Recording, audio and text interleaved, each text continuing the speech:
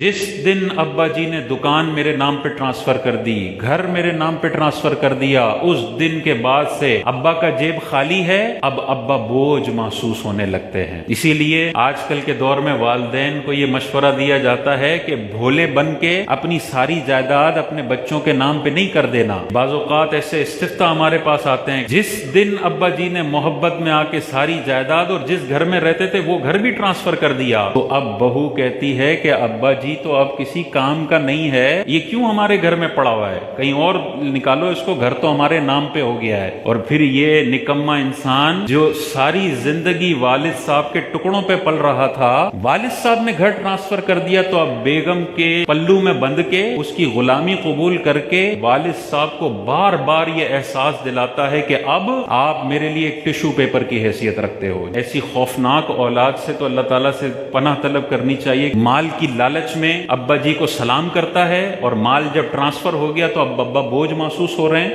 اس میں ابا جی کا بھی قصور ہے کہ بچپن سے بیٹے کی تربیت ایسی کیوں نہیں کی کہ وہ مال کا لالچی نہ ہوتا، وہ ابا جی کی خدمت کے لیے ایڑی چوٹی کا زور لگانے والا بندہ ہوتا۔ یہ تو ماں باپ کا بھی قصور ہے، لیکن بہرحال اگر بیٹا اس قسم کا شریر ہے، کبھی بھی اپنی مکمل طور پر جائیداد بیٹے کے حوالے نہ کریں۔ اسی لیے تو وراثت کا قانون ہے کہ جب ابا جی کا انتقال ہوگا تو وراثت بچوں میں تقسیم ہوگی۔ شریعت یہ پسند نہیں کرتی کہ بندہ پوری چیزیں اپنے بچوں کے حوالے کر کے بچوں کا محتاج ہو جائے۔